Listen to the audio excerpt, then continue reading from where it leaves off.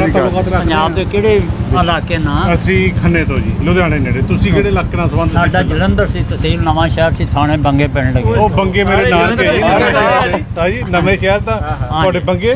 ਹਾਂ ਬੰਗੇ। ਬੰਗੇ ਨਾਲ ਕਿਹੜਾ ਪਿੰਡ ਸੀ? ਖਾਸ ਬੰਗੇ ਤੋਂ? ਲਗੇਰੀ ਪਿੰਡ ਤੇ। ਇਹ ਵੀ ਜਲੰਧਰ ਤੋਂ ਨੇ, ਮੇਰੇ ਨਾਨਕੇ ਨੇ ਬੰਗਿਆਂ ਦੇ ਨਵਾਂ ਸ਼ਹਿਰੋਂ ਦਾ। ਮਾਮੂ ਮੇਰੇ ਹੁਸ਼ਿਆਰਪੁਰ ਦੇ ਸੀ, ਭੱਦੀ ਦੇ ਸੀ। ਅੱਛੇ, ਭੱਦੀ ਪਿੰਡ ਤੋਂ? ਹਾਂ ਠੀਕ ਹੈ। ਕਿੱਦਾਂ ਆਉਂਦੀਆਂ ਪੁਰਾਣੀਆਂ ਯਾਦਾਂ? ਆਉਂਦੀਆਂ ਜੀ, ਬੜੀਆਂ ਆਉਂਦੀਆਂ ਯਾਦਾਂ। ਆਓ ਲੈ ਚੱਲੀਏ ਜਲੰਧਰ ਨੂੰ, ਦੇਖਾਂਗੇ।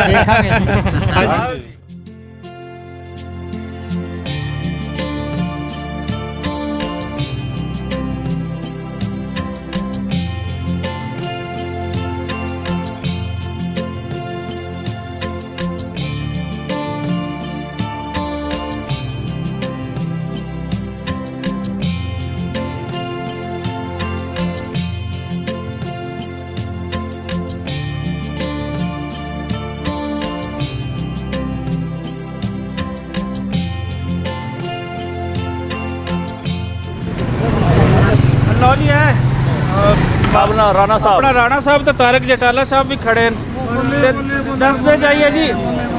ਰਾਣਾ ਸਾਹਿਬ ਦਾ ਹੁਣ ਅਕਸਰ ਸਾਡੇ ਕੋਲ ਆਉਣਾ ਹੁੰਦਾ ਹੈ। ਰਾਣਾ ਸਾਹਿਬ ਤੁਸੀਂ ਜਸਵਿੰਦਰ ਸਿੰਘ ਵਾਲੀ ਜਿਹੜੀ ਵੀਡੀਓ ਸੀ ਉਹ ਦੇਖ ਚੁੱਕੇ ਹੋਵੋਗੇ ਤੇ ਤਾਰਕ ਜਟਾਲਾ ਸਾਹਿਬ ਪੰਜਾਬੀ ਪ੍ਰਚਾਰ ਦੇ ਜਨਰਲ ਸੈਕਟਰੀ ਨੇ। ਠੀਕ ਠਾਕ ਹੋ? ਮਿਹਰਬਾਨੀ ਜੀ। ਕਦੋਂ ਤਸ਼ਰੀਫ ਨੇ ਆਏ?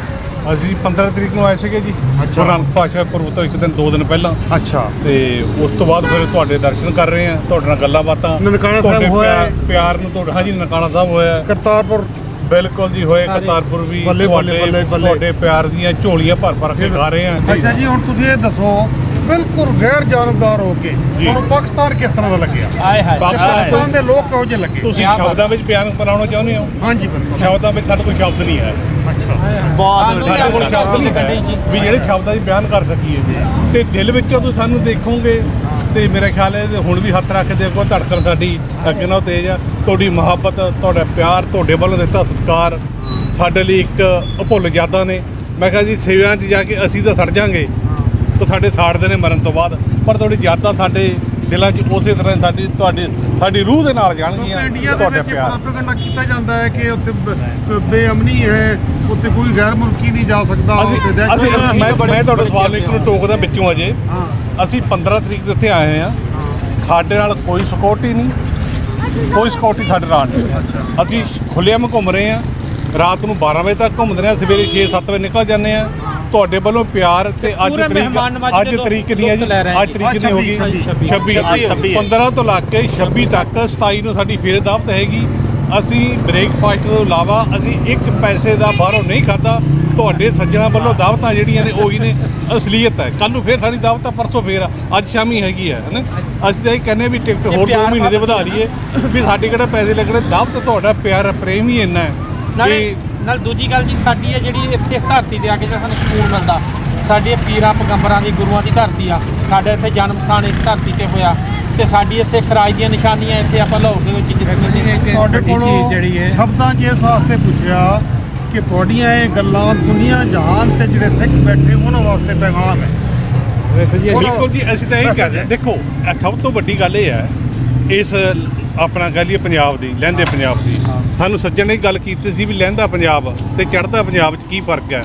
ਮੈਂ ਹੁਣ ਇੰਨਾ ਫਰਕ ਪੈ ਗਿਆ, ਜਿਹੜਾ ਲਹਿੰਦਾ ਪੰਜਾਬ ਸੀ ਉਹ ਚੜ੍ਹਦੇ ਤੋਂ ਉੱਪਰੋਂ ਚੜ੍ਹਦਾ ਹੋ ਗਿਆ।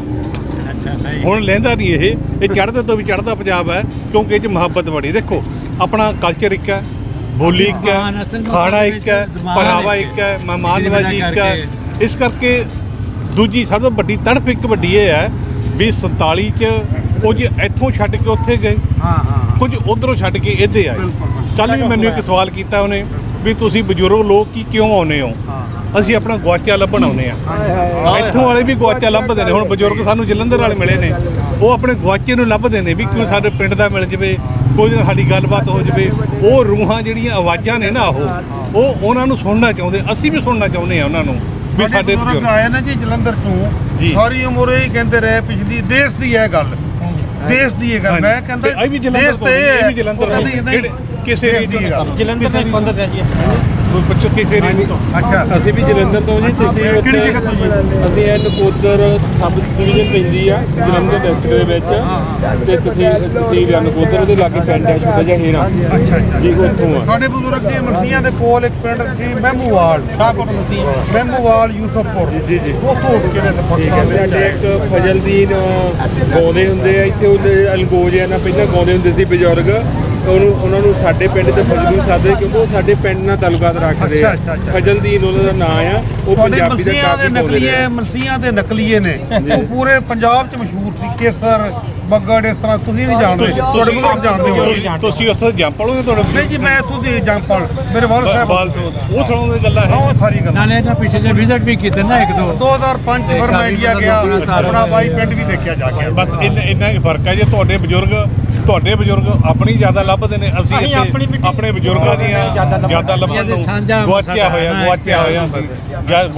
ਉਹ ਲੱਭਣ ਨੂੰ। ਤੁਹਾਡੀ ਮੁਹੱਬਤ ਦੇਖਦੇ ਆ, ਹਾਂਜੀ। ਫਿਰ ਦਿਲ ਕਰਦਾ ਕਿ ਦੁਬਾਰਾ ਫੇਰ ਜਾਈਏ। ਤੁਸੀਂ ਜਬ ਆਓ ਜੀ, ਹਮੇਸ਼ਾ ਆਉਂਦੇ ਰਹੋ ਤੇ ਤੁਹਾਨੂੰ ਲੋਕ ਇੱਥੇ ਇੰਜ ਹੀ ਜੀ ਆਇਆਂ ਨੂੰ ਆਖਣਗੇ। ਬਿਲਕੁਲ ਜੀ, ਤੁਹਾਡਾ ਆਪਣਾ ਘਰ ਹੈ ਆਪਣਾ। ਤੁਹਾਡੇ ਦਿੱਤੇ ਪਿਆਰ ਦਾ ਅਸੀਂ ਹਮੇਸ਼ਾ ਸ਼ੁਕਰਗੁਜ਼ਾਰ ਰਹਾਂਗੇ। ਠੀਕ ਹੈ ਜੀ। ਜੋ ਕੁਛ